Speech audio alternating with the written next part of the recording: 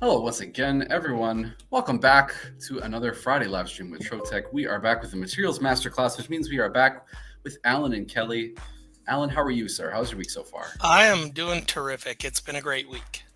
Excellent, excellent. I'm glad to hear it. Kelly, how about yourself? Super duper. Awesome. That's what I like to hear. That's how I like to start off these streams, super duper. I've got, if you guys have ever seen our streams before, you might have seen James, and he always says, best week ever, or best day ever. It's so nice to, I feel pretty privileged to come into the office and have somebody tell me that's the best day ever. I've never questioned whether he's being sincere, and I never will. So today is a bit of a special week. If you have never seen our material streams before, we do these once a month.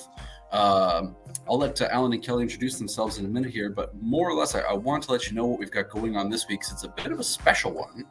Typically, for the past few months, we've been taking an hour a month to kind of go through a bunch of the materials that we have in our consumables catalog. So we have a lot of stuff that we offer at Trotec, and I think sometimes it can be daunting if you're just getting started out, or if you're new to the material side of the business. Even if you're looking to grow what you currently do, to know where you should start, what sort of materials you should use, what sort of applications you can do with each material. So I'd absolutely suggest, if that kind of fits where you're at, that you go back and check out some of those old streams on our YouTube channel. They are great. They're packed with good information. We go just one material at a time through the whole catalog, front to back, and you can learn a whole bunch about the stuff that we offer.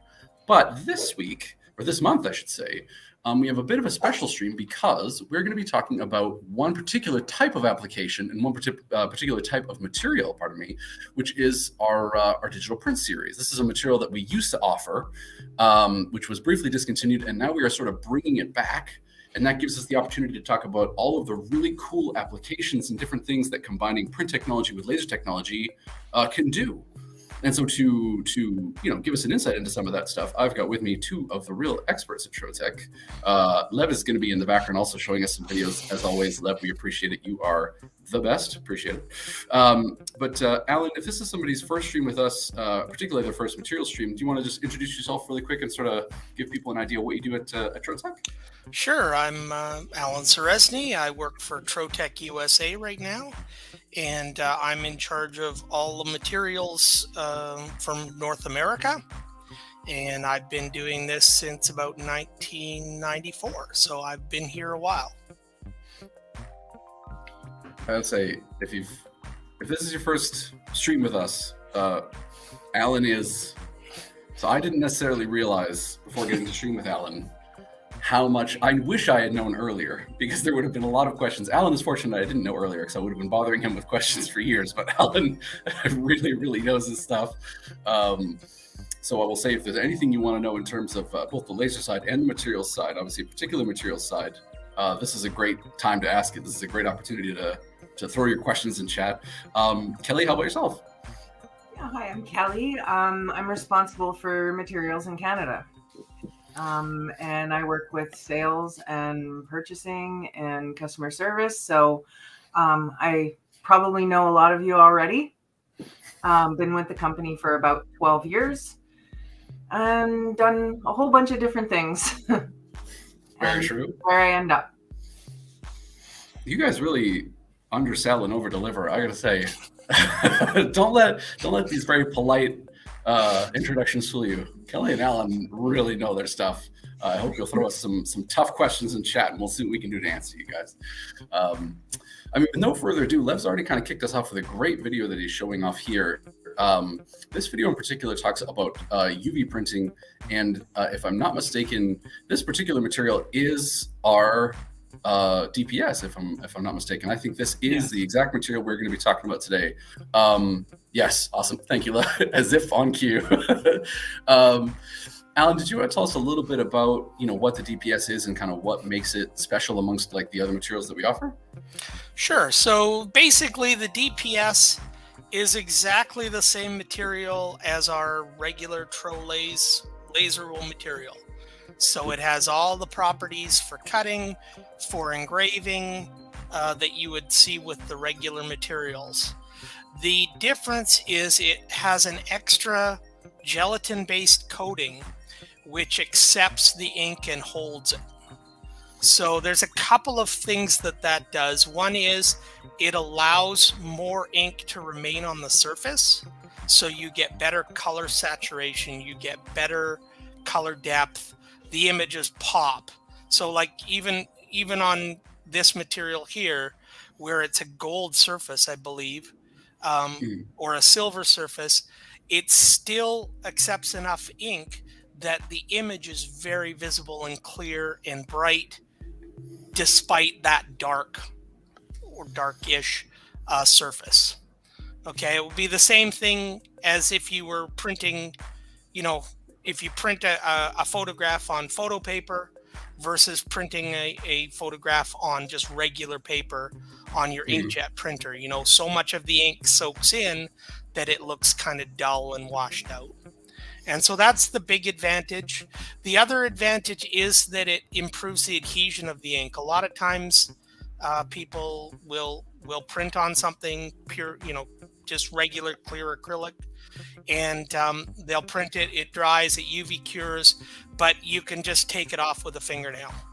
And so that's the other advantage of the DPS is you get much better adhesion without having to do an extra pass on your printer with either an undercoat or an overcoat to improve the durability.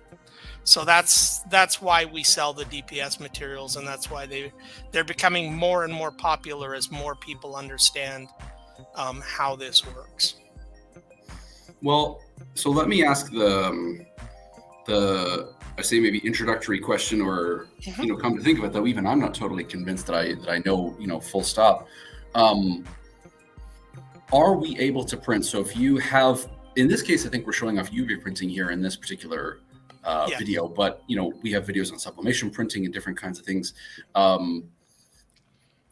you able to print on most of our materials? Because I mean, we are talking about flat sheets of be they plastic, be they acrylic, whatever it is. If I'm looking for a printable material before the DPS came back, what are sort of the things that I'm having to keep in mind? Because as you say, one right off the top that I don't think necessarily people think about is that surface color really is going to affect your ink adhesion, and also the, like you say, the how bright and beautiful that image is going to come out on top.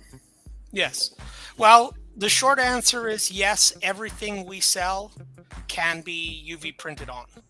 That's one of the advantages of the UV printers, is as long as it's flat and you can physically fit it into your printer, you can really print on anything.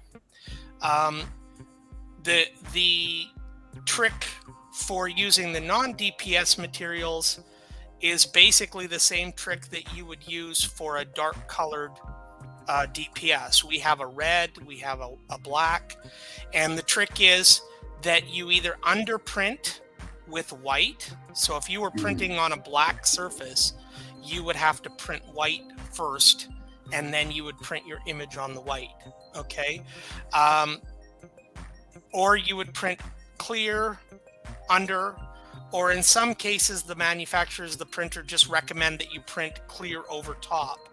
The, what were those ones that we used to sell a long time ago? Anyways. The UV printers? Yeah. We had Mutos, we had Mamakis, we had a couple of different manufacturers. Before that. Anyways, the ones that we used to sell a long time ago, that was their recommendation, was you put the clear over top, and that improved the durability. Was that the Illumijet? Yeah.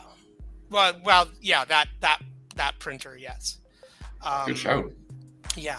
So that's the biggest difference between a quote unquote printable material and a regular material, is that it's already got that coating. You don't have to do an extra pass, which takes more time, more ink, and a little bit more technical expertise on the artwork side typically to do that. So this is a great example here to exactly what you're describing. Lev is showing some Trolleys lights right now, which are a super, super thin material, essentially like almost like a sticker-like, right? Like almost like Deca-like, if I'm not mistaken. Yeah, you can see how thin it is there. And so he's printing right on top of a white material there, or one with a sort of a white, top surface. But to your point about the underprinting, if you have a material that is black or red or gray or whatever color on the top, a lot of the UV printers would allow you essentially to flood that top layer with white ink first, in order that essentially you're printing, ink on top of ink, but it lets that image kind of pop off regardless of what the underlying color is. Yeah.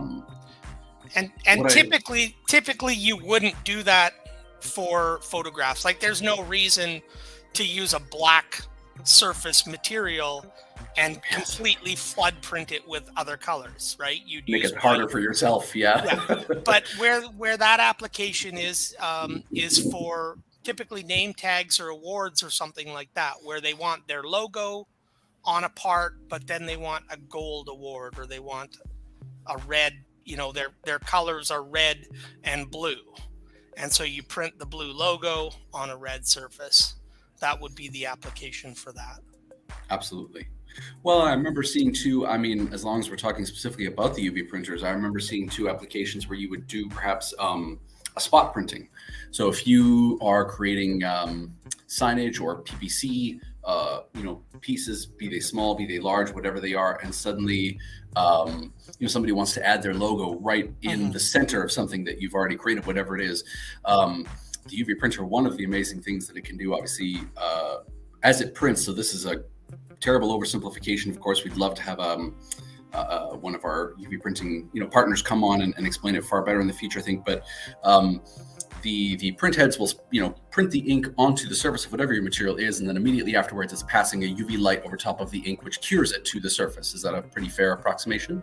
Yeah. So if you have a logo that is exactly 3 inches by 3 inches, you can print the white, and because the UV light immediately cures it to the surface, you will have that tight little shape of your logo, whatever it is, and you can print a small individual logo right on the surface of something without necessarily having to worry about it dripping or fading or some of the other things that might be difficult with paints. And it kind of, I will say UV printing, some of the effects and the things that you can accomplish with the various inks and stuff. Again, I don't want to step too far over, where my own personal expertise are. I don't want to tell you anything I can't back up for certain, but I think they can achieve some pretty incredible effects, and they can do some pretty incredible stuff, given the right materials and the right inks, color changing based on light and all sorts of amazing things that you can do.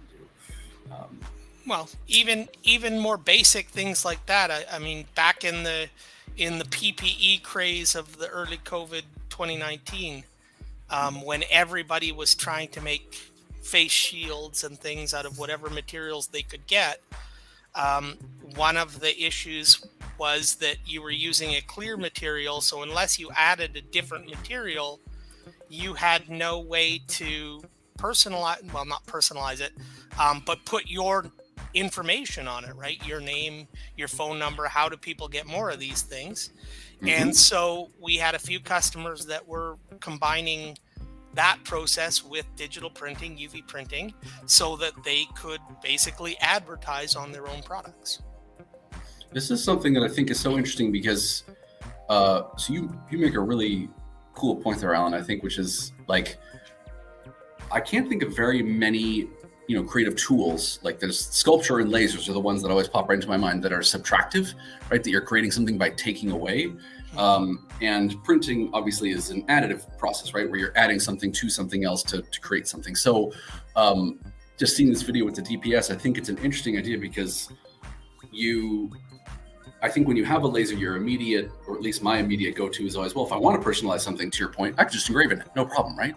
But some materials, and this is a great example actually that Lev is showing with the clear acrylic, some materials don't necessarily do very well when engraved. Like, you can engrave clear acrylic, of course, but unless you know exactly what you're doing, to get a super bright white finish can sometimes be tricky, right? Whereas UV printing in combination is going to make for a beautiful result, and doesn't require any sort of really specialized, so this is a great video of it working, but any sort of specialized, knowledge. And again, is going to be one of these technologies that, very much like laser, is going to be, easily repeatable. You're going to be able to get a very similar, dependable result each time.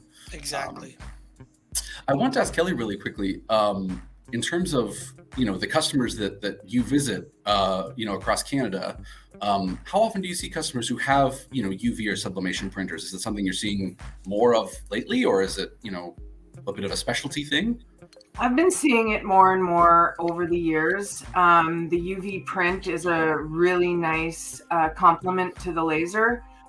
So I've been seeing a lot of the promotional companies and sign shops adding it to their equipment. So definitely more and more as people become aware of what they can do with their laser and what value is added with the printer, a lot of people have been adding it. You got to hear it. Yeah, I would also say that for the sign shops, 20 years ago, if you didn't have a vinyl plotter, you weren't a sign shop. Nowadays, if you don't have a digital printer, you're not a sign shop. It's become such an integral part of what they do, especially the larger ones, that it's just it's a cost of doing business. It's kind of like a trophy shop and lasers now, right? Yes. It used to be a hard sell to try and talk trophy guys into a laser because, hey, they had a Dahlgren Wizard or they had a New Hermes Pantograph, and why would they need anything different? Why would they spend money? And now, if you find a trophy shop that doesn't have those things, it would be pretty amazing. Let us know. We'd like to talk to them. Yeah, exactly. Exactly. If any of you are out there, give us a call. The other, you make a good point. Oh, sorry. Go ahead. Yeah. No. The other application I was just going to say is everybody's run into a customer who, there's some big company and, they have standards for their graphics. They want their name tags to be PMS whatever, and they can't accept the normal colors that everybody else is okay with, and they don't want to pay for the doing a 3-color reverse engraved name tag, which can be very time consuming. And so one of the other tricks with the digital printer and the DPS material is you can make your own custom color material. If your customer wants, 532C over white, you get a white sheet and you print it with 532C and then you engrave it just like normal. Absolutely. So that's one of the things that we've actually been looking at on a production level is, does it make sense to invest in obviously a bigger printer than what most people would need, but one that would be capable of doing custom prints on a production level to do short run custom colors or custom patterns. I mean, if somebody wanted a barbed wire pattern piece of material, there's no reason you couldn't print that on a DPS printer. Absolutely. And I think this is something that you'll see as we see more and more videos, as the stream goes on. UV printing allows you to print on so many different materials with a level of specificity that is, pretty unprecedented. Like Lev's already showed, the DPS certainly, of course, but then also like this is a metallic material here. We'll show, I think, cork in a little bit. So, the freedom that you have to not only print across, whatever material it is you're comfortable with, but then, as Alan is saying, to add that extra level of, customizability for your customer, particularly these days. I think when branding is becoming a little bit more like the average, even a smaller company has a better, I think, intrinsic knowledge of branding and sort of having specific brand colors, brand Pantones, knowing exactly what colors they want for their logo, that sort of thing. Allowing even a smaller business to be able to offer that level of customizability down to, offering the exact specific color and that sort of thing is something that maybe might have felt like it was outside of the reach of a smaller business at one point. But now, this sort of technology, perfectly achievable. You're absolutely right. Can I ask, so partially in response, I see Lorraine, thank you for watching the stream again, Lorraine. Always great to have you back, by the way. Asks if we sell UV printers or are we affiliated with a company that does. So really quickly, this may differ from the United States to Canada, I can't say for certain. I would want to, obviously, I would ask you, Alan, I'd defer to you, but I know certainly we've worked with Mamaki for quite a long time. They have offices in both countries, and they, at least every experience I've ever had with the Mamaki machine has been very great. So they would be certainly one that I would highly recommend.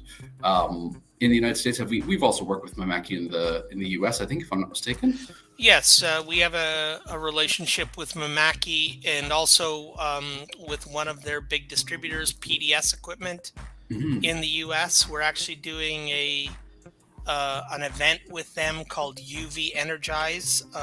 Sorry, I don't know exactly what the date is of that, but we quite often will team up with them at like Print United shows, and they'll show the materials being printed, and then we'll use them to demonstrate this application of the print and cut. And Awesome. so yes, we've had really good feedback from everybody about those Mamaki printers as well. So sort of to follow on from that, I wanted to ask, in reference to what you and Kelly were saying in terms of, the prevalence of UV printers in, sign shops, general engravers these days. Is it also that this technology, to your knowledge, has just become more achievable? Like there was also a time when, having a laser seemed like it would be prohibitively expensive, but, these days having even Trotec, for example, obviously offers such a range of different sizes and types of lasers that, having one as a small business or a big business, obviously both are perfectly, we have machines that will suit that need kind of thing. Do we know whether the UV printing space kind of has a similar thing where, they've kind of got different machines for different sizes and different needs these days?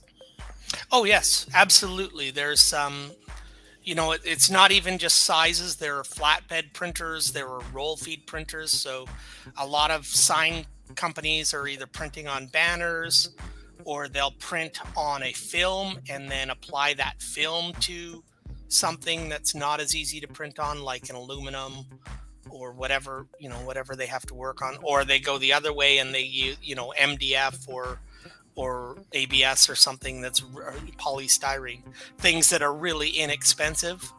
So they'll do the expensive part on the film, and then they'll just laminate the film to whatever surface.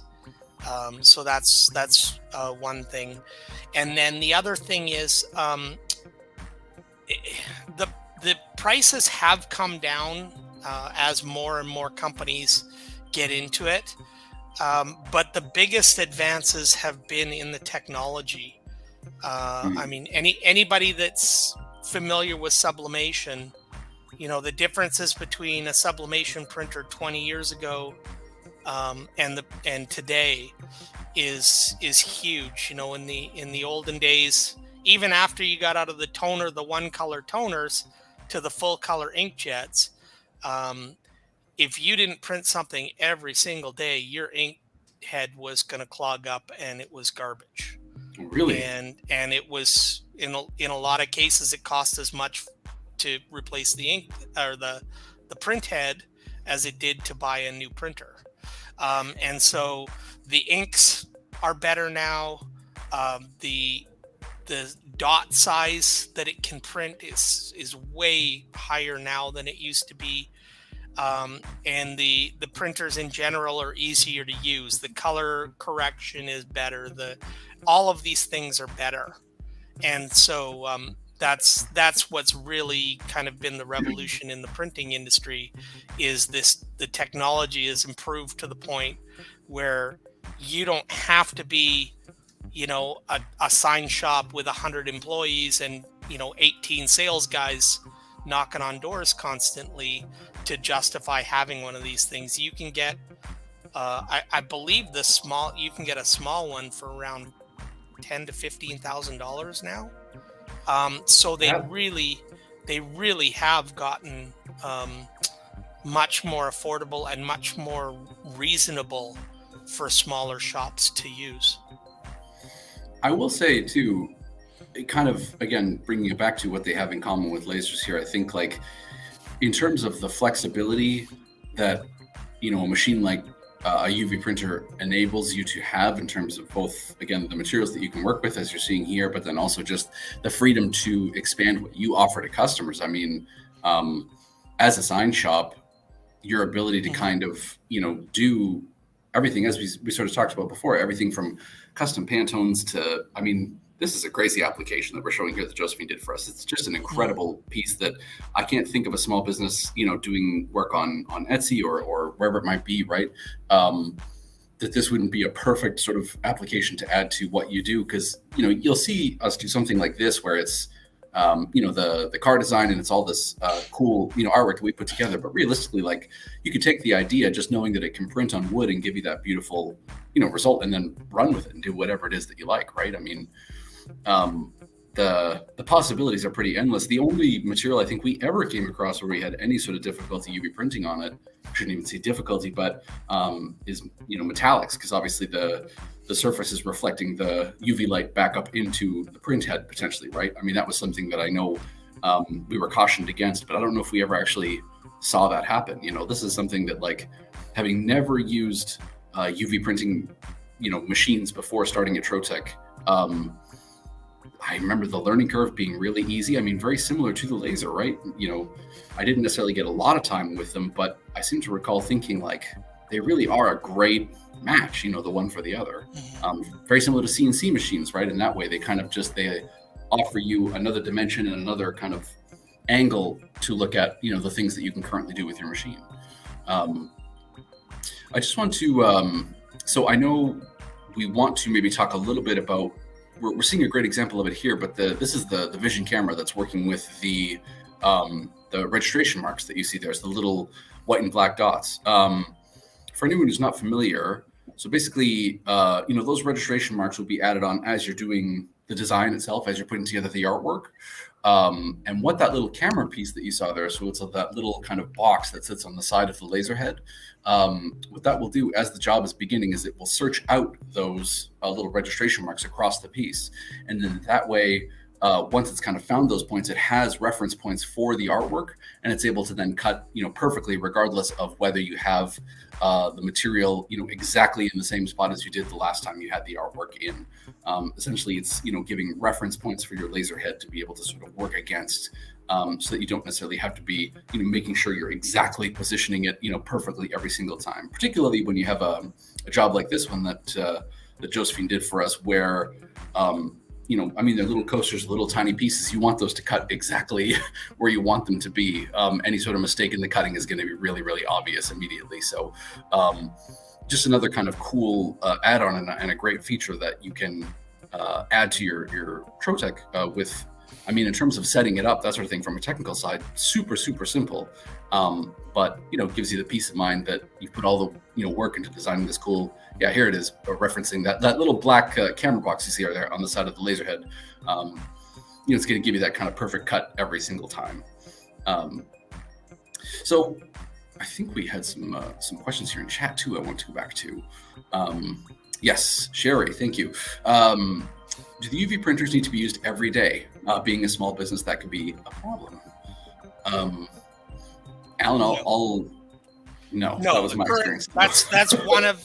That's one of the improvements in the technology, is that the new ones do not. I mean, it's better if you can, but it's not necessary.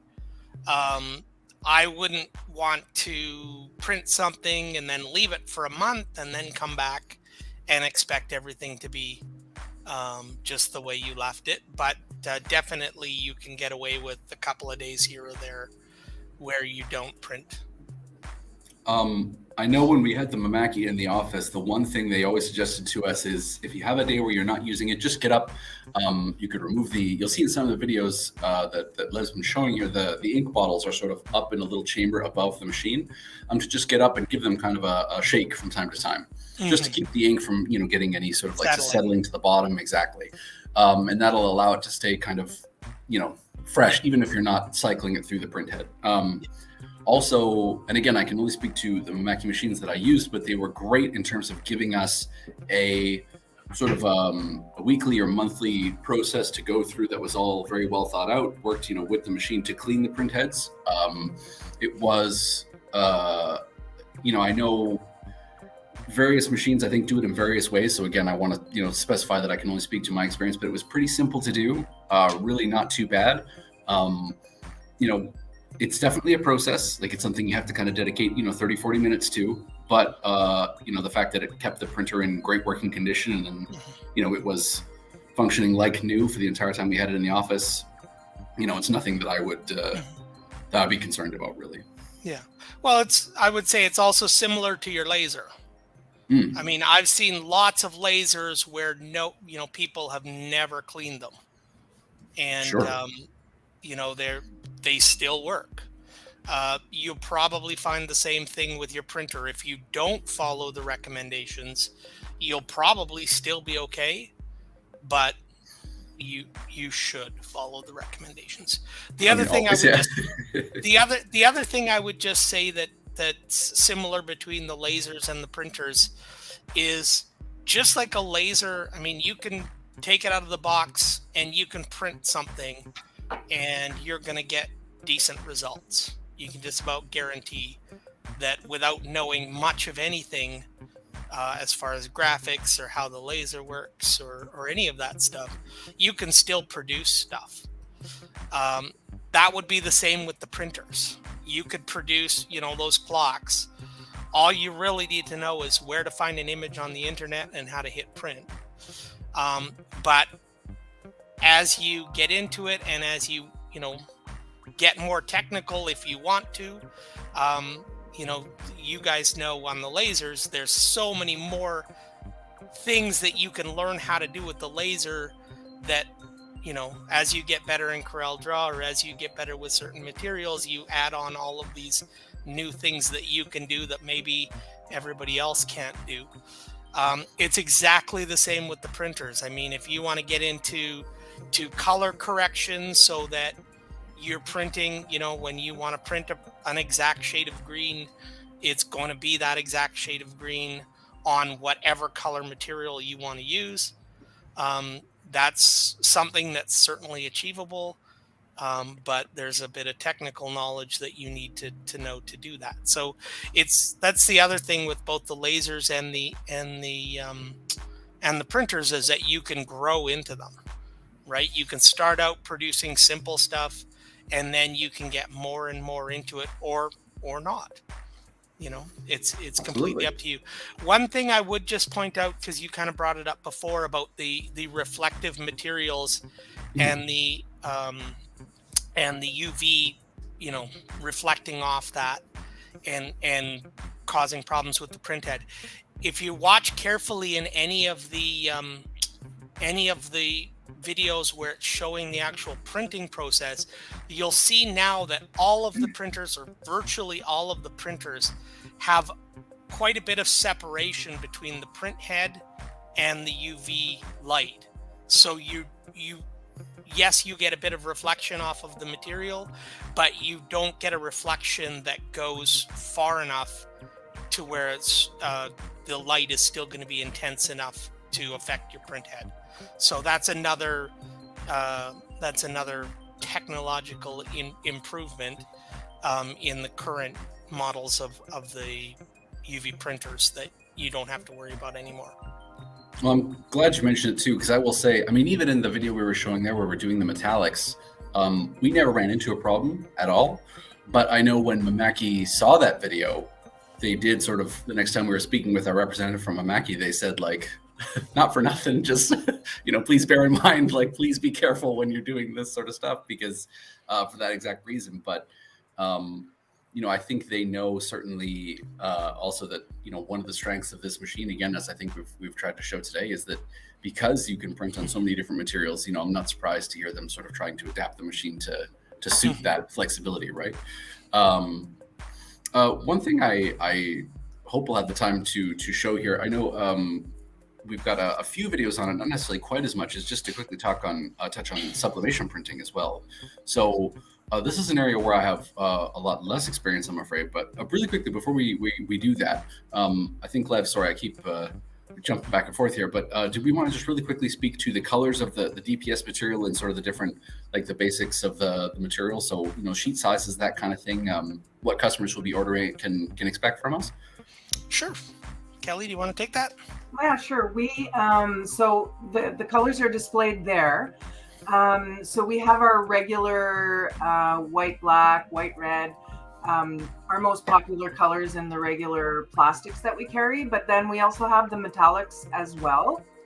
And it's funny that you also mentioned the sublimation, because it kind of gets you with your laser, you'd be able to cut in the same sequence those metallic colored DPS, whereas if you're using the sublimation metal, you'd have to use some fabrication equipment. I noticed that Lev ran a sublimation metal where he was using our shear. So it's really just depends on what equipment you have and what kind of effect you want to do. But definitely, if you want to do the engraving, the cutting, and the printing in one sequence, the DPS is definitely your way to go. Yeah. The one thing that's unique or fairly unique in the colors available with the DPS is that we also have a solid white gloss and a solid white matte. And the reason for that is obviously people sometimes just want to print. They don't need that background color. So it's a little less expensive to produce those.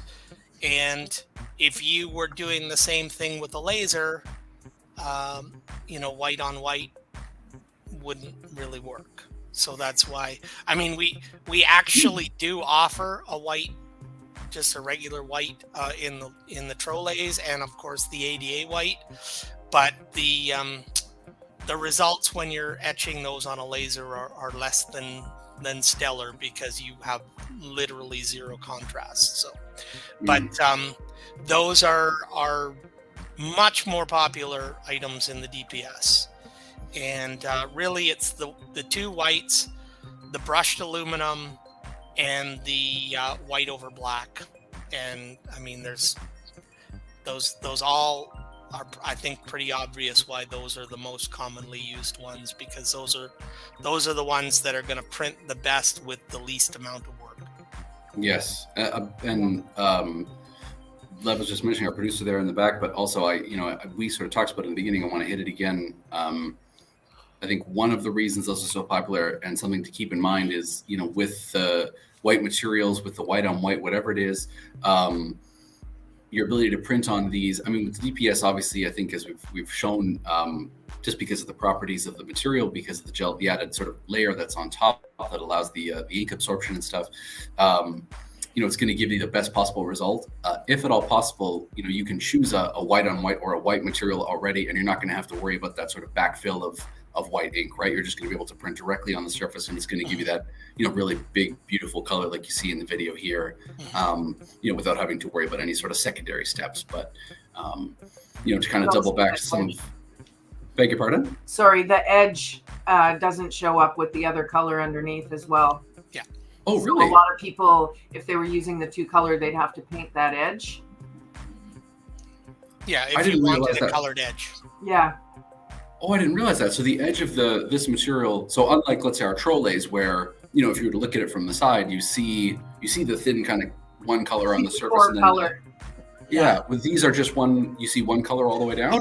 Oh, no. What I think you were saying, you were meaning on the white, right? Yeah, just the white on the plain white. Yeah. So, oh, yes, of course. Yeah. Yeah. The other ones would be exactly like the Trolays, so the cut edge would be whatever that core color is. So, I mean, you may want an image that's completely covered with a photograph but has a blue edge. I mean, that's sure. I can't think of an application off the top of my head, but that's certainly something that why not? Yeah, that you could do.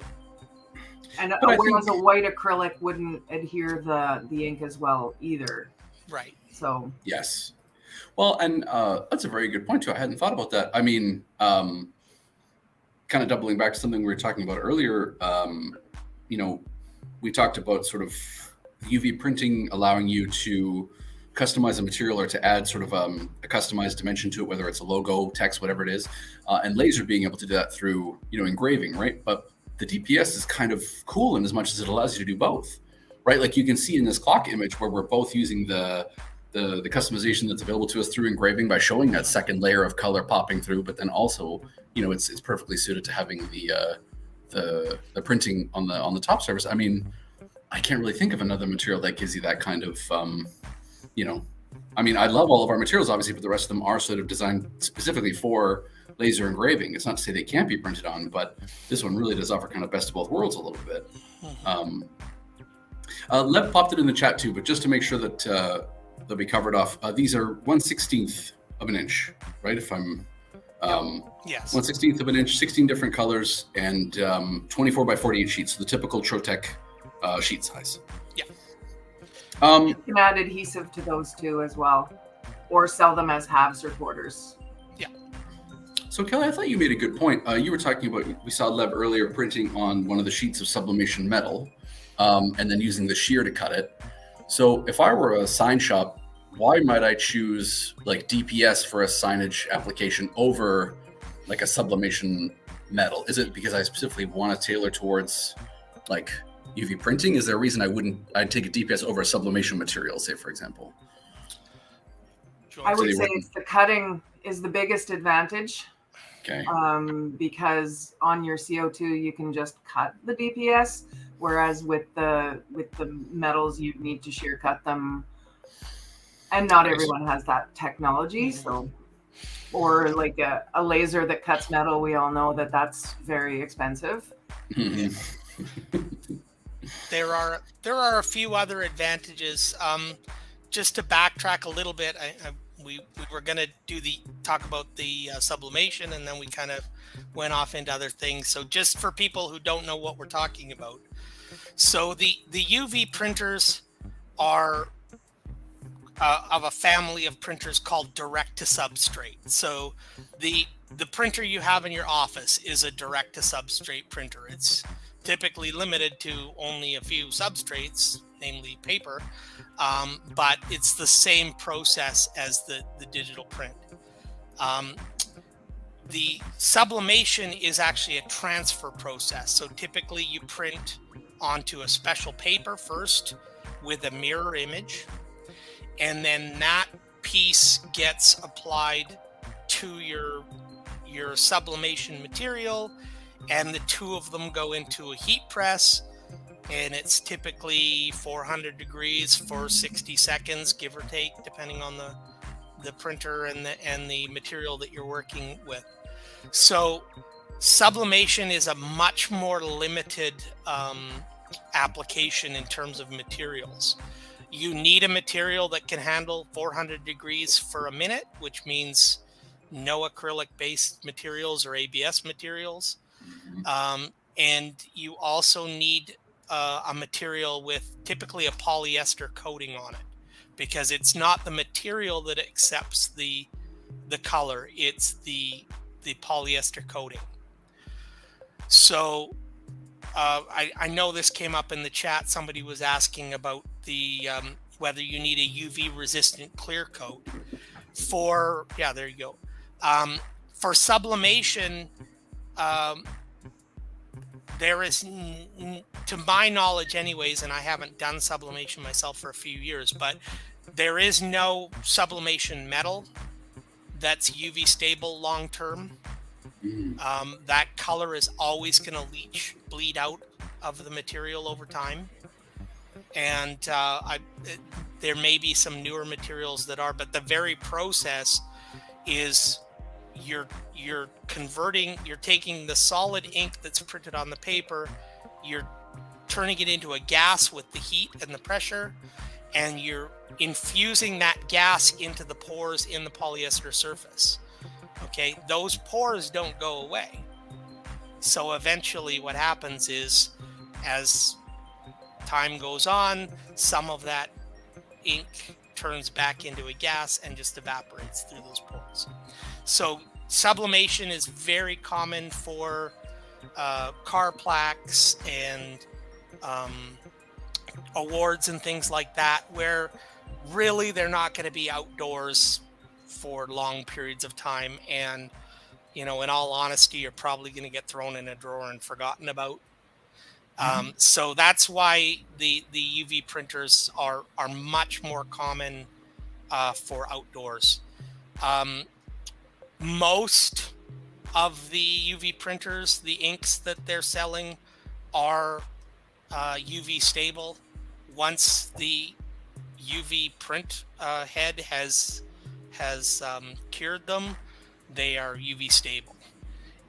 But always, like anything, check with the manufacturer of your ink, see what they guarantee, see if they recommend. It's quite possible that they might say to you, well, yeah, we're pretty confident that it'll work, outdoors for 2 years, but you can clear coat it and get 20 years or something like that. So always check with the manufacturer. But in general, yes, the UV print is outdoor weatherable and color stable.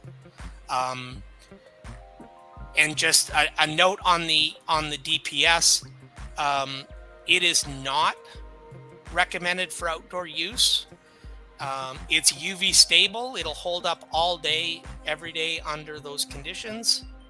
But the actual gel-based coating is water soluble. So if you put it out in the rain, over time that would break down.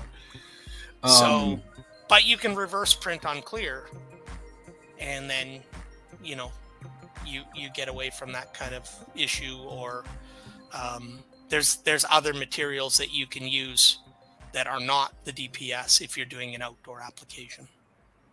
So well, and I think to what you were sort of just discussing, and also Dan's question, UV printing also allows you for a variety of different kind of clear coats, as you say, that you can put over top of whatever it is that you print to then try and add a level of protection kind of going forward.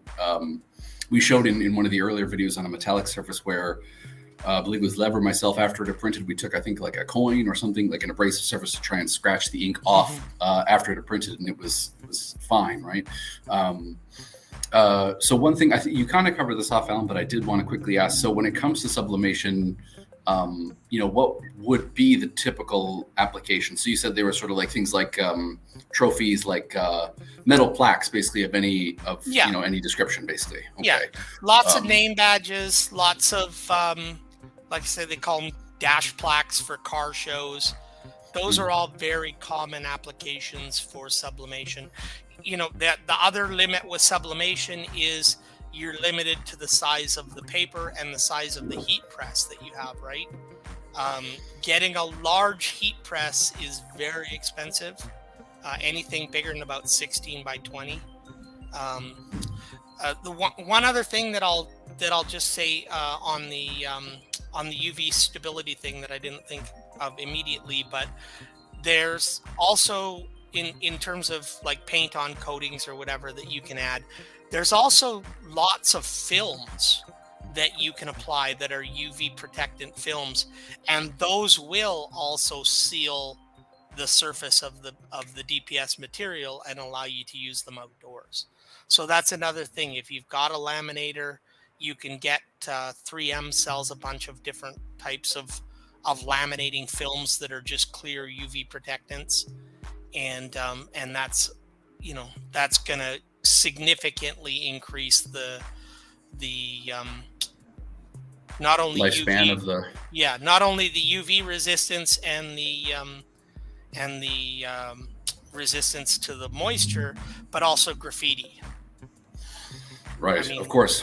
Yeah, we have a customer in the U.S. that produces an anti-graffiti film, and what it is just layers of clear film, and when one gets graffitied on, you just peel that one off and away you go. I think there's like 10 layers or something like that. So I mean, that's another good application for or another good solution to that UV stability problem. That's smart. That's a good solution. I can't believe someone didn't come up with that sooner, but yeah, that's a very smart. We should just coat whole buildings and that stuff. So it may vary, of course, from Canada to the US, but just maybe in general terms, I don't know if we can sort of address how does the DPS stack up price-wise compared to a typical sheet of Trolleys? Would it be typically more expensive because it's a little bit more specialized? Is it right around, the same area roughly? I mean, if somebody is typically buying Trolleys and they see an opportunity for, adding the DPS into what they do, should they be expecting to pay a little bit more, a little bit less, kind of around the same area? No, it's more. In the U.S., it's about 30% more for the DPS over the regular Trolleys. Makes sense. I mean, again, right. Yeah. Yeah, but you're saving half the ink and half of your print time by not having to do that extra coat on your printer. So absolutely. Well, this is just it, right? Exactly. And any specialized material from us, I mean, there are always, trade-offs in that regard. But yeah, certainly that was something that, I was thinking exactly. You nailed it. Saving the ink and also saving the added work time, right? The added process time of adding that extra layer or whatever it is. That also has an ROI return attached to it. Mm-hmm. Well, also the perceived value of the finished product. As soon as you add color, right? Everybody, huge. It's worth more now, right?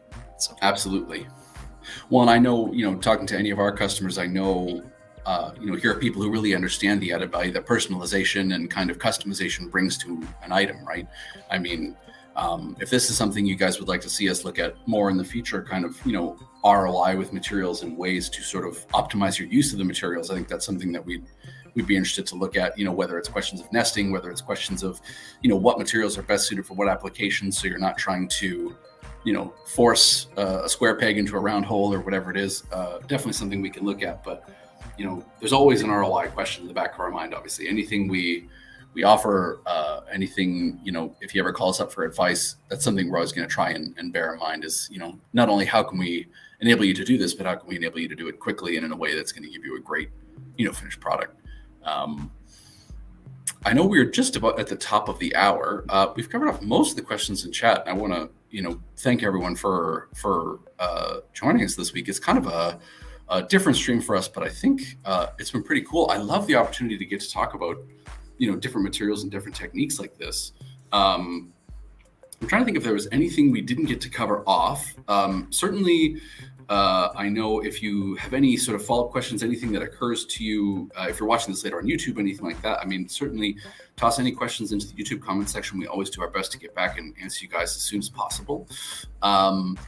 Is there anything that we can talk about? Alan, I know that you in the US have a big print event coming up at the end of September, beginning of October, I want to say. I believe it's beginning of October. Let me see. While you're talking, let me see if I can quickly figure out. No problem. I will say, so for anyone who is in the Montreal, Quebec area, we are going to be at Imprint, which is a sort of an industry trade show in this general area. And that is coming up next week. That is on Thursday and Friday, September the 8th and 9th. As I say, in Montreal, Quebec, we are going to be there. And then later this month in our Calgary office, I believe, we are attending the Western Imprint Show, as well as the Sign Expo with our Ontario office. So you will get a chance, if you're in any of those areas in Canada, you'd like to come out and see our machines, or you're going to be attending any of those shows. We really hope you'll stop by the booth and say hello. Oh, yes. Thank you, Lev. Oh, my goodness. I would have felt so bad if I'd forgotten. Next week. So if I'm not mistaken, it is on the 8th, 9th, 10th, Thursday, Friday, Saturday. Two of our salespeople from Ontario, Miguel and Mike, whom you will know certainly from having seen our videos in the past. They are going to be in Halifax, Nova Scotia. They're going to be doing 3 days of sort of private demos, as well as in the mornings, they're going to be having seminars. They're going to be at a hotel in Dartmouth, Nova Scotia. You can find out more. We will post the registration link in the description of this video so that you can go check it out if you're in the Halifax or in the Canadian Maritimes area. This is a really cool application, or a really cool, opportunity. We don't get out to the Maritimes as often as we'd like, so we really hope you'll have a chance to come out and see us. And particularly if you're in the Dartmouth area, I really hope you'll come down. It's all free of charge. For a private demo, we ask that you register in advance, but the seminars and stuff, if you have the chance to come by, Mike and Miguel are really knowledgeable, and they'll be showing off some cool stuff. Are we going to be having a show in Alberta anytime soon? That is very well timed. So as Lev has up on the screen there, the final thing that I will plug, I'm sorry, is we're going to be in Grand Prairie, Alberta, actually, in 2 weeks. From the 13th to the 15th, we're going to be in Grand Prairie, Alberta. There will also be a link in the description of the YouTube video to the registration for that. That's in Northern Alberta. Our salesperson, Renee, is going to be up there with the laser van. He's got 2 different lasers in the back of the van. He'll be touring around doing demos, on-site demos. So if you're able to register, yes, thank you, Lev. Exactly. In the link tree of our Instagram there, trotec.canada.official. Even though that says Trotec.Canada, but it's Trotec.Canada.official. You can check us out there. In the link tree, you'll find links to all the different shows we've got coming up. You'll also see them on the events page of TrotecLaser.com. So if you're ever curious, you can head to TrotecLaser.com, pick the country that you're in, be it the United States, be it Canada, and we'll have all the details of the upcoming events that we're doing, really, really shortly. And for the US, UV Energize is Nashville, and that's September 8th and 9th. And then the Print United Expo is October 19th and 20th. And that is in, it was Dallas last time. Of course, they don't tell me where it is. So, but if you, Las Vegas. Las Vegas. I mean, Dallas is great. Las Vegas is also pretty cool. I mean, if you're going to pick a town for a convention, it feels like Las Vegas is a great choice. Yeah. I will also, I'll correct myself. So Lev mentions, and he's exactly correct. The Linktree link there is actually correct. Our Instagram is trotec.canada.official, but the Linktree link is correct. If you are going to be in Grand Prairie, Alberta, if you're in the Maritimes, if you are going to be in Calgary, in Mississauga, in Quebec, if you're going to be in Las Vegas, if you're going to be in Nashville, wherever you are, we hope you'll come visit us. We hope you'll say hello. We also have offices all across Canada and the US, which you can find on troteclaser.com.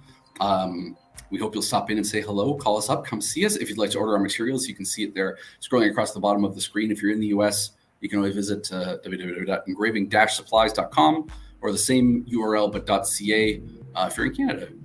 The next couple of weeks, as we'll be traveling around so much, I don't know if there will be any streams. We will see what we can do, but chances are we may be more on the video side than on the stream side. Maybe we'll try and post some social media stuff from the floor of the trade show if we can. But what I will say is once we're back, we will let you all know. You'll receive an email. I hope you guys are subscribed to our newsletter. And in the interim, again, if we have the chance to see you at any of our events, we hope you'll stop by and say hello. But always, as always, we thank you for watching. Thank you for tuning in. Huge thank you, obviously, to Alan and Kelly for joining us once again. It might be actually not too long. One of our first streams back after all the trade shows and events and things might be back to the material stream, I'm afraid. So you'll be seeing us again before too long. But in the interim, everyone take care of yourselves. Thank you so much for watching. Be kind and have a great one.